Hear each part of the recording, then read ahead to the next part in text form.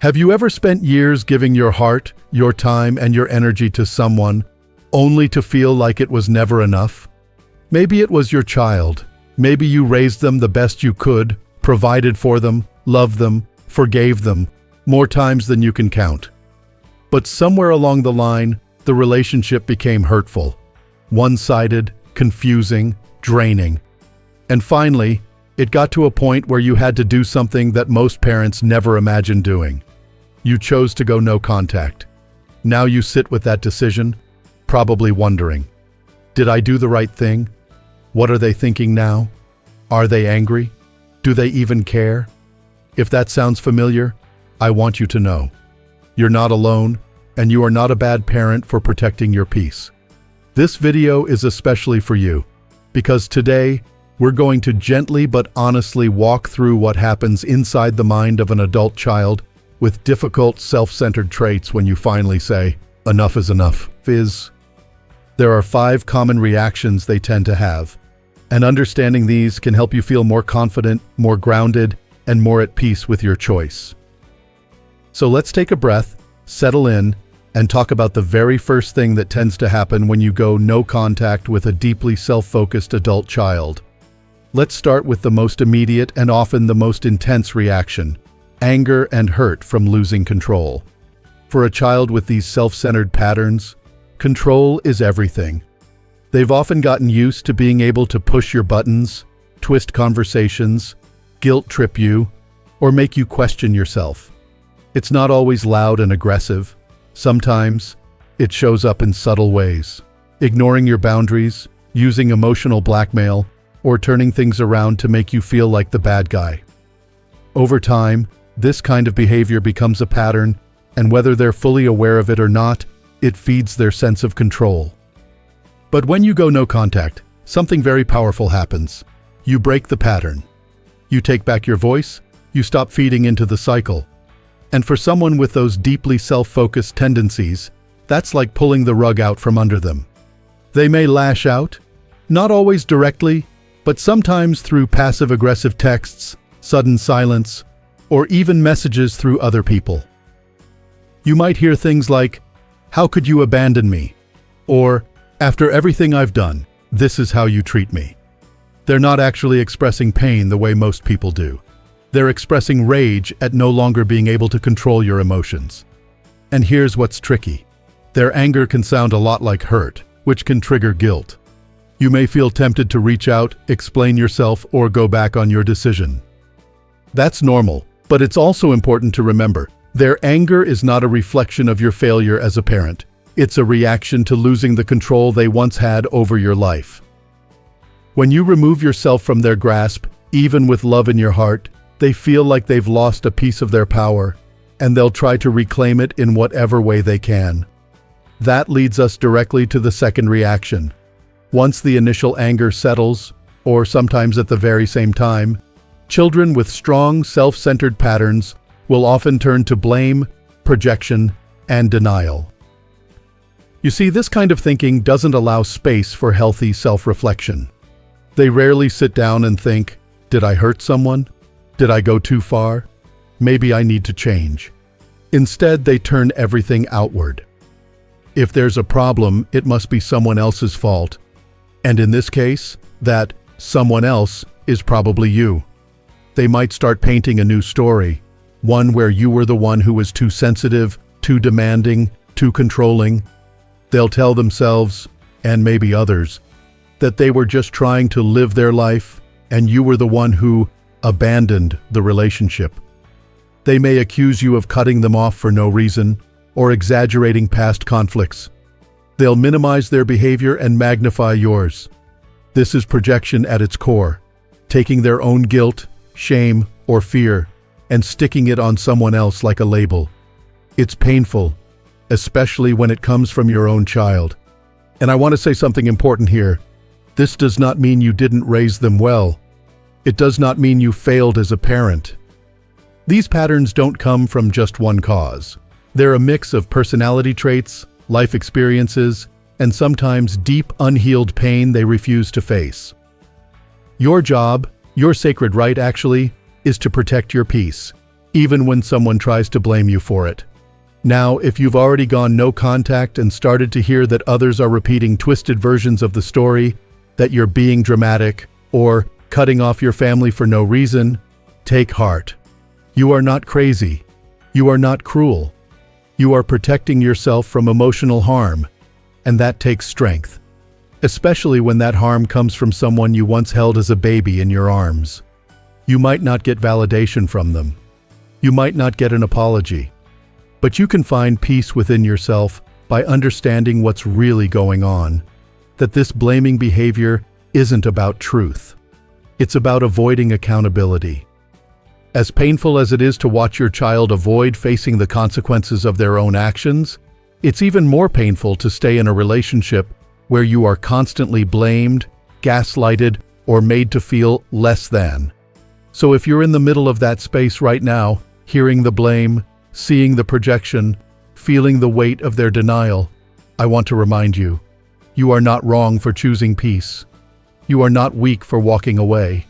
In fact, you've shown incredible courage. Now, as difficult as those first two reactions may be, the anger and the blame, it often doesn't stop there. Now, when the blaming doesn't get the reaction they want, when you don't come running back or try to explain yourself, many adult children with strong self-centered patterns will take it a step further. And this part can feel especially hard because it's not just private anymore. It becomes public. They start a smear campaign. This might sound dramatic, but for people with these traits, it's often their go-to move. If they can't control how you feel anymore, the next best thing, in their eyes, is to control how others feel about you. You may begin to notice that friends, family members, or even neighbors start acting differently. Maybe they stop calling, maybe they seem distant or uncomfortable around you, or perhaps someone close tells you, quietly, your child's been saying some really hurtful things about you. This can feel like betrayal all over again. It's heartbreaking. And the natural instinct, especially as a parent, is to want to fix it, to clear your name, to defend yourself. But here's the truth. You don't need to. Smear campaigns only work when people believe them. And the people who truly know you, who've seen your heart, your integrity, your years of effort, they aren't going to be swayed by one-sided stories. Yes, it's painful when mutual friends or even family members take sides without asking you what really happened. But that says more about their character than it does about yours. And sometimes, going no contact doesn't just reveal the truth about your child. It reveals the truth about others in your life too. People who are easily swayed, who jump to conclusions, or who listen only to the loudest voice in the room, those are not people you need in your inner circle right now. And I know that's not easy to hear, especially if these people have been in your life for a long time. But healing often includes letting go of what no longer serves your peace. You don't need to launch a counter-campaign. You don't need to convince anyone. You don't even need to speak badly about your child in return. Silence and grace can be powerful. Because here's the thing they don't expect. Your silence speaks volumes. When you don't engage, when you don't fight back, it slowly removes the oxygen from their fire. Over time, people begin to notice that you're not the one attacking, exaggerating, or stirring drama. And that alone begins to shift the narrative. But what's really going on under the surface, behind the angry words, the blaming, and the smear campaign? The truth is, they're hurting. Even if they'll never say it out loud, children with deeply self-focused patterns often feel a deep, gnawing sense of shame and guilt after you go no contact. Not because they've had a moral awakening, but because your silence, your boundary, reminds them of something they've worked hard to avoid, their own inadequacy. For many people with these traits, their behavior functions like armor. It protects a very fragile sense of self. Underneath all the arrogance and manipulation is usually a deeply insecure person, someone who doesn't know how to self-reflect without falling apart inside. So when you walk away, when you stop feeding the narrative, you unknowingly hold up a mirror. And what they see in that mirror, even if it's just for a fleeting moment, is their own failure to connect, to love, to treat you with respect. That glimpse can be unbearable for them. But instead of processing it, they push it down. They bury it under more blame, more stories, more distractions. Still, the guilt is there. It might look like silence. It might look like avoidance. You may even hear from someone else, "They haven't been the same lately. They seem off." But don't expect them to admit it. People with these deeply self-focused patterns often can't handle the vulnerability required to say, "I was wrong. I hurt you. I'm sorry." They'll carry that guilt in silence, even as they pretend it doesn't exist. And here's something else to remember. You are not responsible for healing their guilt. That's not your job. Your job, especially at this stage in life, is to protect your well-being, your peace, your joy. You've already done the hard part. You gave them your love. You gave them your years. You gave them chance after chance. Now, you've drawn the line, and that is something to be proud of. So as they sit with that guilt, buried beneath layers of denial and anger, know this: it is not your role to fix them. It never was. You deserve relationships where love is mutual, where boundaries are respected, where peace isn't something you have to fight for every day. Sometimes people don't change. Sometimes they don't apologize. And sometimes the closure you need isn't found in their words. It's found in your decision to move forward, even without them. And if you've made that decision, I want to tell you something clearly and gently. You are not alone. There are thousands, probably millions, of parents out there who've had to make the same difficult choice. To go no contact, to reclaim their peace, to choose health over guilt. It doesn't mean you stopped loving them. It means you started loving yourself too. And in this next space, this life after letting go, there can be healing. There can be peace. There can even be joy. And while they may carry their shame in silence, you don't have to carry the weight of the relationship anymore. You've done more than enough. Even after all the anger, the blame, the silence, the gossip, sometimes they circle back. And when they do, it can feel confusing, unexpected, even a little bit hopeful. This final reaction is what many people in the healing space call hoovering, like the vacuum. It's a term used when someone with these patterns tries to pull you back into the relationship just when you thought you were finally free. Now, hoovering doesn't always look dramatic. Sometimes it's just a short text. "Hey, hope you're doing okay." Or, "Just wanted to let you know I'm thinking about you." It might come on your birthday, or during the holidays, or after a long silence that made you wonder if they had finally moved on. And let me be honest with you, it can tug at your heart, because you're human.